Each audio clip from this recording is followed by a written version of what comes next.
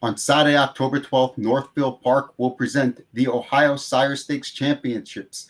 $300,000 each for 8 races for 2 and 3-year-olds are on the card. Lots of wagering opportunities throughout the card. There's a $10,000 guaranteed pick 4 in race 2, another one in race 11, a $20,000 guaranteed pick 4 in race number 8. That's where we're going to look at that sequence. But before we do, I want to mention that we'll have free PPs and live video for the entire card. You can check out the QR code on your screen. Obviously, we brought along Matt Rose, our resident Northfield Park expert, to discuss this pick 4. And we're going to take a look at race number 8 first. Race number 8 is for $300,000, as we mentioned. It's 3-year-old filly Trot, and there is a heavy favorite in here. Oh, it's 9-5 in the morning line, but 1-9 on the board. She's undefeated, Matt. Yeah, Brett Miller driving for Virgil Morgan Jr. Sugar instead. Yeah, ignore the 9-5 morning line. He's maybe we get 1-5 and not 1-9. She's 11 for 11 this year, including obviously a couple of races at Northfield Park.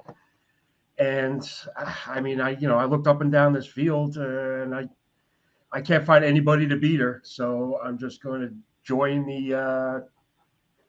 join everybody else and probably key the horse. Right now we see on the screen, this is her in the Muskegon County Fair. It's always nice to see a fair track, and she's setting a track record here of 158-2, Matt. I love the Ohio Fair race. It's amazing. Over 60 different venues, pari-mutuel wagering on most of them. It's awesome.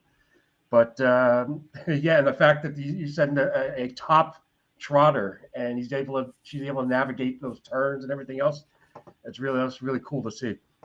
Absolutely. But back to the big track or the main tracks, yeah. I couldn't come up with anybody to beat her, assuming that she minds her manners and just runs her normal race. I will take the 1-9 and as well as many other people will and key her and move on. Are we looking at a cold 4-1 exacta here, Matt? No. Well, first of all, the one race faced overnights his last start here. In her last start here and broke before the start. So she did finish well. She had plenty of trot finishing, but it was a tough spot anyway, facing more experienced horses, and the rail is tricky. The other obvious horse here is the 8 Legacy Affair, Ronnie Wren driving, and she's put together a very nice season, but I mean, she will be forwardly placed off the gate. It's a question of how close or how easily she can slide in or maybe make the front. Who knows? Wren's going to be gunning, but I think she's going to be used too hard ultimately to win the race. But how about a cold 4-8 exacta, not a 4-1 exacta? That's a possibility as well. We're going to move on to race number 9, another $300,000 final in this all-stakes sequence. This one's for the 3-year-old filly Pacers. And our morning line favorite is Seaside Diva at 9-5. And, deservedly so. She's 5 for 5 in Ohio for Ohio Sire Stakes action. Yeah, her only loss came in this year came at Northfield, came in the Courageous Lady, where it's pretty much an impossible trip where she came out of the 8-hole and had a horse right inside of her leaving the gate hard, so she was kind of caught in no man's land. This is another one you see 9-5 in the morning line that we're looking as a heavy favorite. This is the one maybe of all the heavy chalks or all the favorites on the card. Maybe this is the one I'm not the most confident in.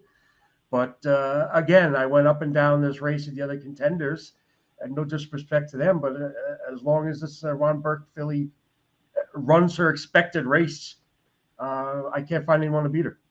Yeah, I mean, listen, if you look at that last race in the Bluegrass, there's a couple of interesting things. One, she was last in a 56 3/2. So basically that race was over for her. She had no chance there. The other kind of question mark I have here is that she was racing on Lasix, and then she went to the Red Mile, and you're not allowed to use Lasix there in stakes races. And I'm looking at the program here, and I don't see Lasix on her, for Saturday. So I'm kind of wondering, is it just a program error? Is she going to be on Lasix? That's the only real question mark I have there, Matt. Yeah, I'll be honest, I don't know. Perhaps listen to some changes, or maybe you can contact your boy Ron Burke and shoot out a tweet from the DRF Harness Twitter or X account. That'd be kind of interesting to find out. But I'll be honest, as of right now, I do not have the answer. Well, she's 10 for 14. I don't really think that she's going to lose this race. I mean, obviously, stranger things have happened. There's a horse that has 27 starts this year, which is always interesting. The 3, I'm a Beach Lady. That horse has some speed, maybe can, make some early noise. And Yannick's back on Path Bomb, so maybe, he'll do something in there as well. Yeah, I'm on Perrin Blanc. Ships are over here. A lot more races on the big track in Kentucky, but the qualifier was fine, obviously, but not another one I looked at, potential upsetter, and I'm not really in love with her. Okay, we're going to move on to race number 10, another $300,000 final. This one for 3-year-old Colton Gelding Trotters. And on paper, this kind of looks like a 2-horse race between Sponzano, co-owned by Tom Durkin, and Tennessee Tom. This is a cool rivalry. We've had these horses have been facing up against each other for over a year now. And, the 2-year-old season, 2-year-old final, and now throughout the 3-year-old season. And here they are in the 3-year-old final as the 2 main choices.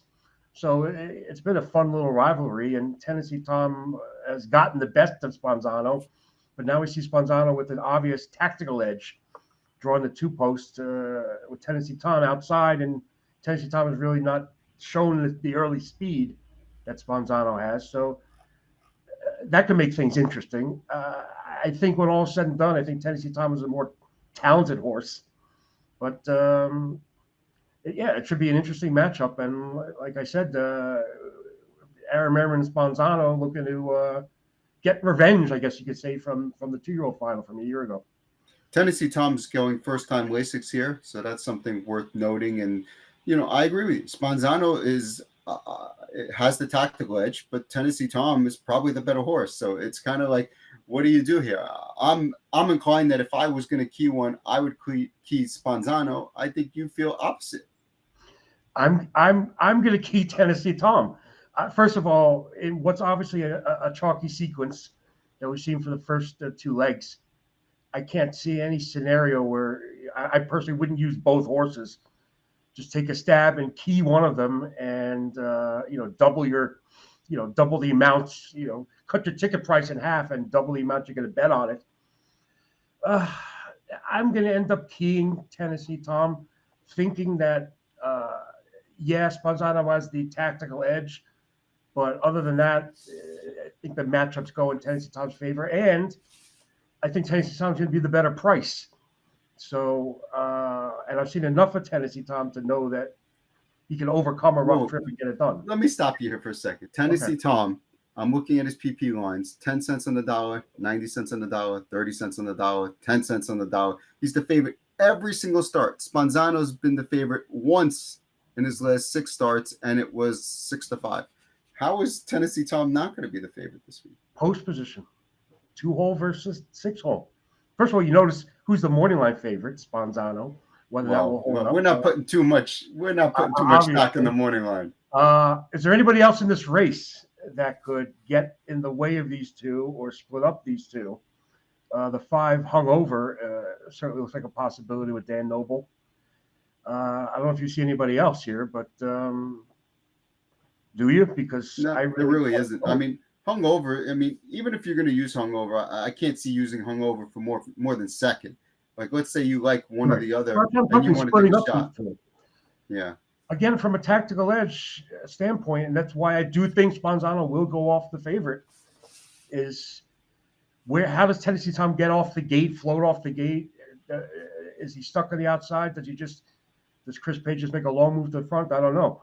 So I'm looking at hungover, who looks like an obvious speed type player. Maybe, getting out of there and he can get behind Sponzano early on. I'm not sure who else could possibly leave. I mean, you do have a Burke horse on the rail and a Chris Beaver horse from the 3-hole. But I don't know. For all the reasons I mentioned about 18 times already, I'm going to key in on Tennessee Tom. Well, since we don't want to talk about it a 19th time, we're going to move on to race number 11, which is the final $300,000 final. This one for the 3-year-old Colt Pacers. And I think, despite the fact that Janelle Graney is listed as 6-5 on the morning line, I think this is the most wide open of the 4 3-year-old finals. Oh yeah, obviously. I mean, you have 5 horses probably that have a legitimate chance of winning this race. And will Janelle Grandy be the favorite? Probably, from the rail with Dexter Dunn. But yeah, I mean, there's no way he should be 6-5 in the morning line when the other heavy favorites are 9-5 or whatever. But yeah, I agree with you. It's the most wide open, and make a solid case for him, a solid case for the 2 Paris's Dragon, an obvious solid case for Clever Cody with Merriman from the 5-hole at 10-1. I don't think we're going to see 10-1 on this horse.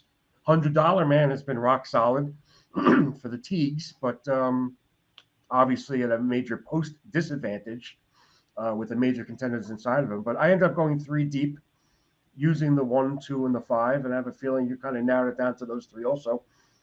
With Clever Cody, arguably the value play of the 3 of them, but he really hasn't done much, in terms of half-mile races or Northfield races or Sire Stakes races. He's done nothing wrong over the last 2 seasons. He gets along with Aaron Merriman, so he's firing off the gate because he does have gate speed. So he's going to be my kind of interesting play here, along with Janelle Grandy, who's a great story for the Cleggs, as well as at the Duncan horse we now see, and Paris's Dragon. So if you have anyone else in mind, now is the time to tell us. Yeah, I really don't. I mean, Clever Cody, 10-1 morning line. I agree that's going to be lower than that, but some people maybe will key in on that horse just for the fact that they see 10-1, think they're going to get a great value. If they all race as well as they can race, like everyone puts in their best effort, is Janelle Grandy going to win this race? That's a good question, actually. And horse we didn't even touch on, Ron Burke has Outer Banks from the 8-hole at 25-1 on the morning line. And he's really done nothing wrong except now having bad luck in the post draw. That's a good question. Will Janelle Grandy win? I'm going to defer to someone else. Say, I don't know. Okay. I don't know. Well, why don't we take a look at our tickets here? We'll start with my ticket, and I put up a big $6 play here. But quite frankly, as we discussed, this is, it's a little chalky. So maybe I play this $6 play, and then maybe I come back with like a $20 ticket. Keep in mind, this is a $1 ticket, and this is a 14% takeout, so very low takeout on this. And I would probably, take a shot key in Sponzano, who's the 2 in race number 10, and maybe going with Janelle Grandy and Clever Cody as my keys. The 1 and the 5 in race 11. So place 4, 5, 2 with 1, 5. You pay that $10 each, so that's another $20 ticket, and hopefully. And it's funny, you'll see my ticket look very similar, except we have that key in Tennessee Tom, not Sponzano, just because I insist on being stubborn. But like I said, I don't see any reason to use both those horses. You're looking at heavy favorites the first 2 legs. You're looking at the 3 horses that are going to take, probably the most money in the last leg. I don't see any reason in using, let's say, like the even money and 6-5 shot in the 3rd leg. I'd rather just take a stab and have a $3 ticket and play it, 20 times or something like that. If it comes out 4-5-2-1 or 4-5-6-1, if it comes out either of those ways, right? Let's say you played it for $1 straight. What do you think you're getting back? Do you think you're getting back 12? I was gonna say 10. Okay. 10 for Janelle Grandy, 15 for Paris's Dragon, and I don't know, maybe 25 or 20 for Clever Cody, something like that. Montreal Teague's horse, maybe like 40 or 50.